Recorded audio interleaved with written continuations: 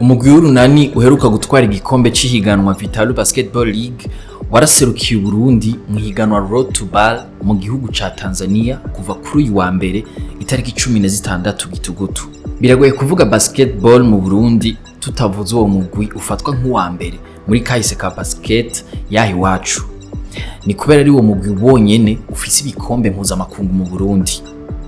Kahise k'urunani nakahe ufise ibikombe bingana gute, mbega nabahe bakinyi n'abamenyereza bawuranze? Niyo nkuru nyamukuru tuzakurabira hamwe no Musi. Mwiriwe neza, ni David, nizeye ko meze neza. Mwijabe niho vyose vyatanguriye. Urunani Basketball Club watanguye mu mpera zo mu 1978. Aho Mwijabe nyene niho urunani wakuriye uratera imbere. Abakinyi ba mbere b'uwo mugwi bavuka aho nyene, abandi mu makartier ayikikuje nka Bwiza na Nyakabiga. Kuva mu myaka ya 80, 90 kuduga gushika mu myaka y'ibihumbi 2000, urunani wabaye umugwi wiganzira iyindi hani wacu. Kiretse ko vyashika imigwi nka New Star, Dinamo canke Kern zigatsinda, urunani niwo mugwi wiharije ibikombe vy'ihiganwa rya basketball y'u Burundi. Ubu uharura ibikombe vy'amahiganwa ya basketball y'u Burundi 16, ibikombe bitatu vya Coupe d'Euro n'ibikombe bitatu vya Zone 5 na Super Coupe imwe.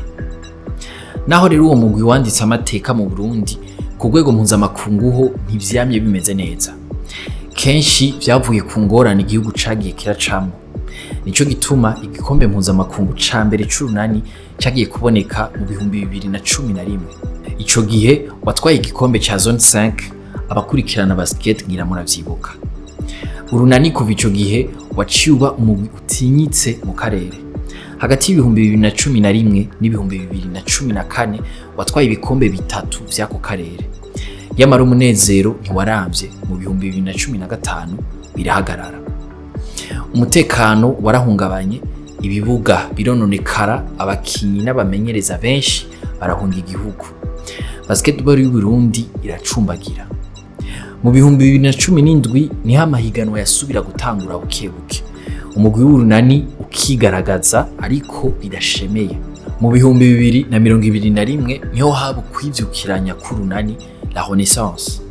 Uwo mugwi inyuma yo gutsindwa na Message Ngozi mu ca kane c'ihiganwa rya basketball mu Burundi waciye wikangura. Baca barahindura vyinshi uhereye ku burongozi. Nkonyereza agigwa president w'umugwi. Abanyamitahe baciye basubira gushiramwe amafaranga. Urunani ruragarukana umumenyereza Patrick Richard Ngwijuruvugo yarasanzwe amenyereza mu Rwanda. Rwaciye kandi runagarukana umukinyi wabo wa kera Kizigenza Landry Ndikumana yarasanzwe akina mu Buganda muri City Oilers. Ntiwahagarariye aho, inyuma yaho gato utangura kuzana abakinyi b'abanyamahanga nk'umunyakenya Paul Eheng, umunya-Uganda Peter Obleng n'abandi. Abakinyi b'abarundi nabo nyene baraho agaciro.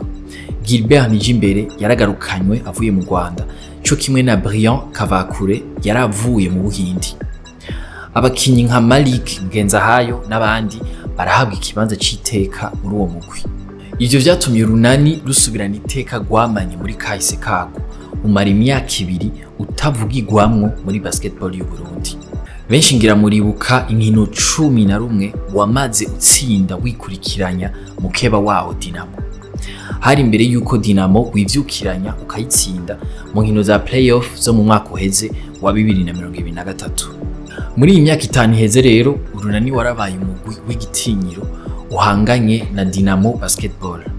Abakinyi baranze ukwivyukiranya kwawo bita Renaissance, harimwo Elvis Hakizimana batazira Gafisi. Ni nawe mumenyereza aheruka kubashikana ku ntsinzi y'igikombe c'ihiganwa rya basketball ryo mu Burundi.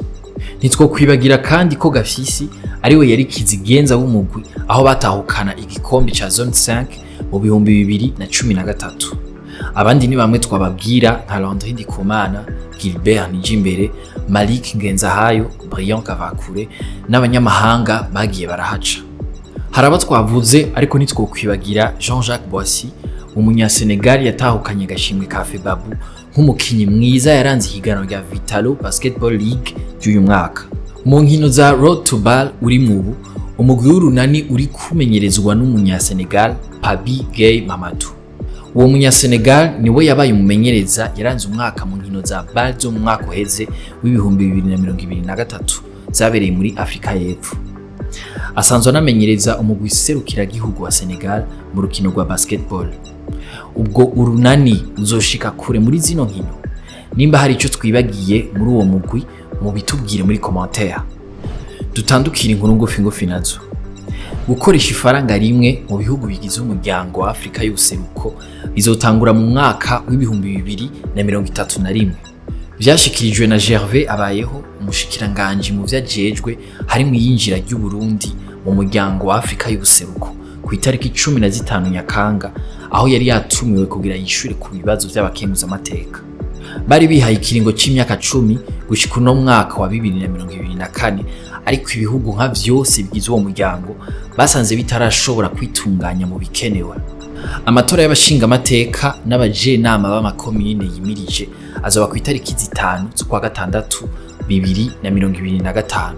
Amatora y'abakenguza amateka azoba itariki 23 z'ukwindwi 2025. Amatora y'abakuru b'imitumba n'amakartier nayo ngo abe itariki 25 z'ukumunani 2025. Vyashikirijwe na Prosper Ntahogwamiye, umukuru w'umugwi wigenga ujejwe gutunganya amatora mu Burundi Seni.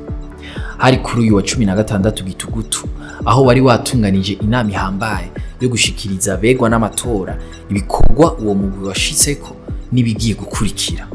Mwakoze kudukurikira. Aya makuru muyasanga ku mbuga za Yaga na Iris News. Ahanje tuzosubira ejo.